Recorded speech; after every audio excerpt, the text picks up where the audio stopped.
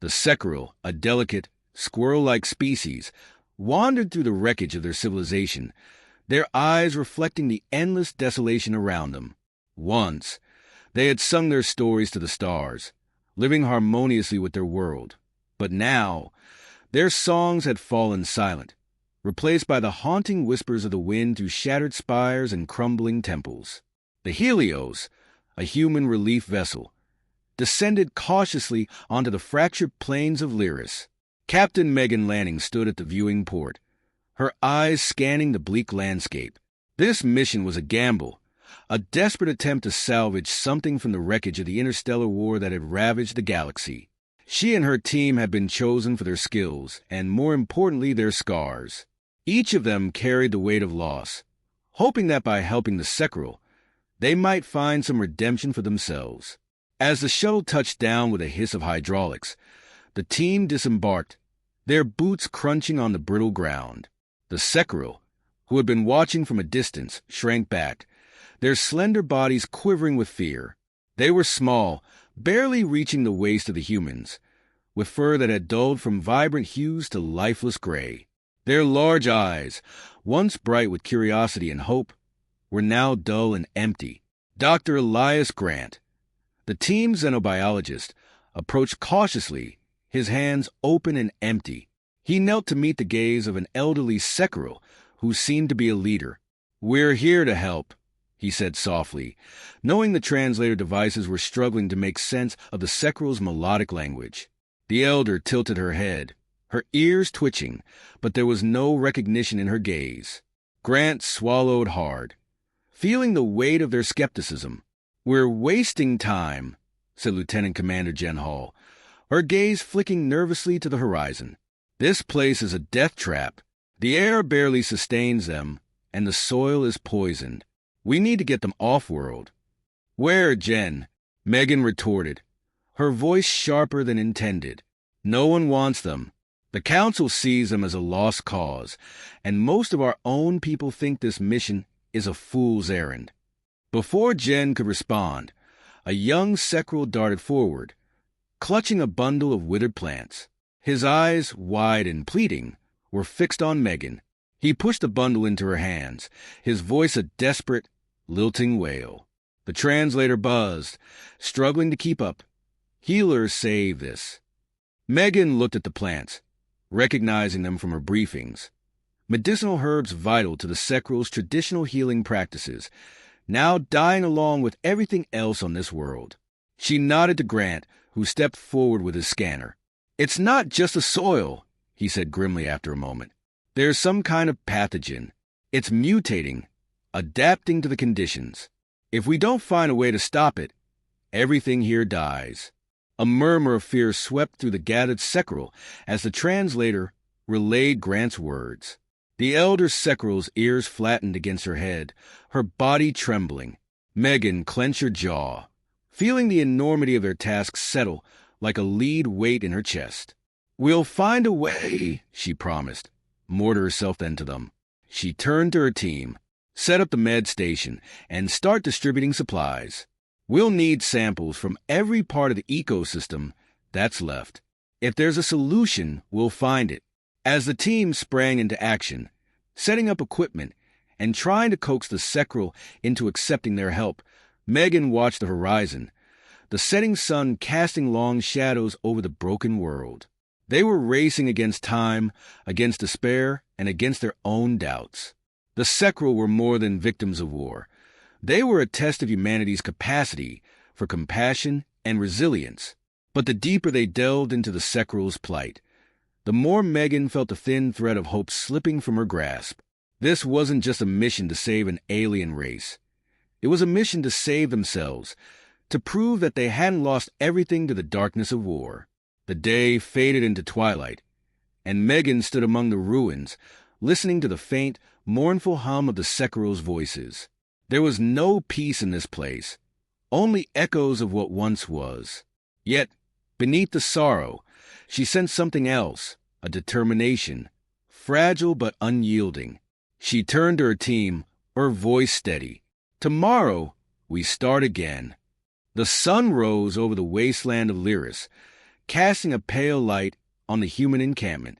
Meg and Lanning watched as her team moved between the hastily erected shelters, their faces drawn with exhaustion. They had spent the night tending to the sick and injured Sekiro, struggling to communicate through gestures and fragmented translations. Despite their best efforts, mistrust lingered in the air like smoke from the smoldering ruins. Dr. Elias Grant was hunched over a makeshift table, his face illuminated by the soft blue glow of his holoscreen. "It's not just a pathogen," he murmured, more to himself than anyone else. "There's something in the soil, a mineral that's interacting with their biology in a way we didn't anticipate. It's accelerating the mutation. Can we synthesize something to counteract it?" Megan asked, hope and weariness mingling in her voice. Grant rubbed his eyes. "Possibly, but we need a baseline. We have to understand their natural state before the war, before all this." He gestured helplessly at the desolate landscape around them. Their conversation was interrupted by the sound of singing. It was a soft, lilting melody that seemed to drift on the breeze, pulling at something deep within. Megan turned to see a small group of Sekiro gathered near the ruins of a broken spire, their voices weaving together in a haunting, mournful harmony. "What are they doing?" Jen Hall asked. "It's a lament," said Alara Nadir, the team's cultural liaison. "They're singing for the dead, for their lost world. It's a ritual to help them grieve." Megan felt a pang of sorrow as she watched the Sekiro sway to their song. She had seen that kind of grief before in the eyes of soldiers who had lost everything, in the faces of refugees with nowhere left to run. The war had shattered more than just planets. It had broken people in ways that no technology could mend. The Sekiro elder, whom they had begun calling Isha, approached, her fragile form silhouetted against the stark sky. She held out a small, delicate object wrapped in faded cloth.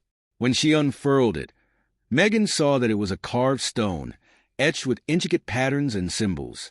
"She wants to share their history," Alara explained, her voice hushed with reverence. "It's a record of their people, of their connection to this world." Isha began to speak, her voice low and melodic, and Alara translated as best she could. The Sekiro had always lived in harmony with their environment, using only what they needed, giving back more than they took. They believed that the planet's energy was a living force, something to be nurtured and protected. The war had not just taken their homes. It had severed their bond with the land, leaving them adrift unanchored. "We thought we were helping," Megan murmured, looking at the stone, the lines of the carving like scars on the surface. "But we're just another disruption." Isha reached out, her clawed fingers gently touching Megan's hand. It was the first time any of the Sekiro had initiated contact.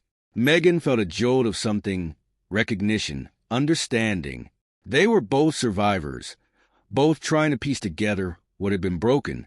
"We have to change our approach," Megan said, looking at her team. "We can't just impose our solutions on them. We need to learn from them, to understand how they lived, how they healed." Over the next few days, the humans began to integrate the Sekiro's practices into their work. They learned to listen to the subtle shifts in the wind, to the whispers of the dying vegetation. Under Isha's guidance, they started using traditional Sekiro remedies alongside their own medicine, combining knowledge in a way that surprised even them. The turning point came when Grant, still grappling with his own demons, agreed to participate in one of the Sekiro's healing ceremonies. He was skeptical at first, but as the Sekiro sang and moved around him, something inside him began to shift. He had been carrying the weight of the war, the guilt of every life he couldn't save, every mistake. The Sekiro's song, their presence, was like a balm, not just for the body, but for the soul. When the ceremony ended, Grant's face was wet with tears he hadn't even realized he was shedding. He looked at Isha, at the young Sekiro who had first approached them, and something in his expression softened. "Thank you," he whispered, the words heavy with meaning. From that day, the atmosphere in the camp began to change. The humans and Sekiro started working together, not as saviors and victims, but as allies. The humans taught the Sekiro to use their technology in ways that respected their traditions, while the Sekiro shared their deep knowledge of the land, helping the humans understand how to restore the delicate balance that had been lost. It was a fragile peace, built on shared pain and tentative hope, but it was something. As they sat together one evening, watching the first stars appear in the darkening sky, Megan felt a sense of calm she hadn't known in years. "We're not there yet," she said quietly, her gaze on the horizon, "but we're starting to find our way." Isha, sitting beside her, made a soft sound that the translator couldn't catch, but Megan understood. It was a sound of agreement, of solidarity, of hope. There was still so much to do, so many obstacles to overcome. But for the first time since the war had ended, Megan felt like they were moving toward something, not away from it. They were finding common ground, piece by fragile piece. The air crackled with tension as Megan Lanning studied the emergency transmission from orbit. The rogue faction, a splinter group from the war, had reemerged, and their ships were converging on Lyris. Their motives were clear. The Sekrul's planet, deemed worthless by the galaxy's major powers, held vast, untapped resources the faction was eager to exploit. Megan felt a chill run down her spine as the implications sank in. The Sekrul had barely begun to recover, and now they faced annihilation. She turned to her team, their faces illuminated by the dim light of the command tent. "We have less than 24 hours before they arrive in full force.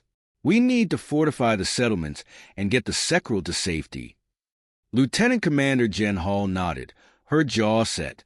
"We've got some defenses in place, but they're minimal. We're outmatched, Megan. The Sekrul won't stand a chance against those weapons." Dr. Elias Grant, his usual calm shattered by a barely concealed fury, slammed his fist on the table. "We can't let them undo everything we've worked for. We've seen the resilience of the Sekrul. They've fought to survive, and so will we." Isha, the Sekrul elder, stepped forward, her eyes filled with a steady resolve. She spoke in the soft, musical tones of her people, her voice carrying the weight of centuries. The translator crackled to life, rendering her words in halting English. "We will not flee. This is our home. We will protect it." The young Sekrul who had first approached them, whom they now called Lyra, stood beside her, his gaze fierce despite his small stature. He nodded, clutching a simple wooden staff, a symbol of the Sekrul's ancient protectors. "We fight," he said, his voice a whispered defiance. Megan felt a swell of pride and fear. The Sekrul were not warriors. They were healers, artists, scholars. And yet, in this moment, they were prepared to stand their ground, to defend the only world they had ever known. She took a deep breath and addressed the group. "We'll need every advantage we can get. Jen, coordinate with the Sekrul to fortify the settlements using their knowledge of the terrain. Elias, work on synthesizing the pathogen counteragent. If we can secure the underground caverns, it might give us a place to hide the non-combatants." The humans and Sekrul scattered, moving with a determination born from desperation. Makeshift barricades were erected around the main settlement, blending human technology with the natural elements the Sekrul knew so well. They dug trenches, laid traps, and set up sensor arrays, all under the watchful eyes of Isha and Lyra, who guided them with a steady, unwavering calm. Night fell, and the camp buzzed with a frenetic energy. The impending danger seemed to forge an unspoken bond between the humans and Sekrul, a shared determination to resist. Megan and Isha stood at the edge of the settlement, watching the distant stars. The rogue ships would be visible soon, their ominous shapes descending from the heavens. "We may not win," Megan said quietly, the words tasting bitter in her mouth, "but we'll make them pay for every inch they take." Isha turned to her, placing a hand on her shoulder. "Victory is not always in the battle," she said, the translation coming through clearer than ever. "It is in standing together, in refusing to yield what is most precious." As dawn broke, the rogue faction ships loomed on the horizon, dark silhouettes against the pale sky. A tense silence settled over the defenders, human and Sekrul alike. The first shots rang out, searing the air with their intensity. The ground shook as the attackers unleashed their firepower, and the defenders responded with a fierce, desperate determination. The humans, armed with plasma rifles and makeshift explosives, fought alongside the Sekiro, who wielded slings and primitive weapons enhanced by their deep understanding of the land. They lured the invaders into traps, using their intimate knowledge of the terrain to turn the very ground against them. Despite the odds, they held their ground, every inch won with blood and sweat. In the chaos, Lyra, his small frame darting through the battlefield, led a group of Sekiro in a daring maneuver, using the old tunnels beneath the settlement to flank the enemy. Their bravery bought the humans precious time, allowing them to regroup and launch a counterattack. The battle raged on, a maelstrom of fire and fury. Then, just as it seemed the rogue faction would overwhelm them, a brilliant flash lit up the sky. The Helios, damaged but operational, descended from orbit, its cannons blazing. The rogue ships faltered, their lines breaking under the unexpected assault. Cheers erupted from the defenders as the enemy began to retreat, their ships disappearing into the void.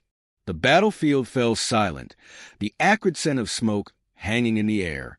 The humans and Sekiro, battered and bloodied, stood together, their eyes searching the sky for any sign of the enemy's return. But the threat had passed, for now. Megan, leaning heavily on her rifle, turned to Isha and Lyra. "We did it," she whispered, disbelief mingling with relief. "We actually did it." Isha nodded, a faint smile crossing her face. "We stood as one. That is enough." As the sun dipped below the horizon, casting a soft glow over the ravaged land, Megan felt a sense of hope flicker to life. They had faced the darkness and survived. More than that, they had forged something new, something strong in the crucible of battle. The future was uncertain, the challenges immense.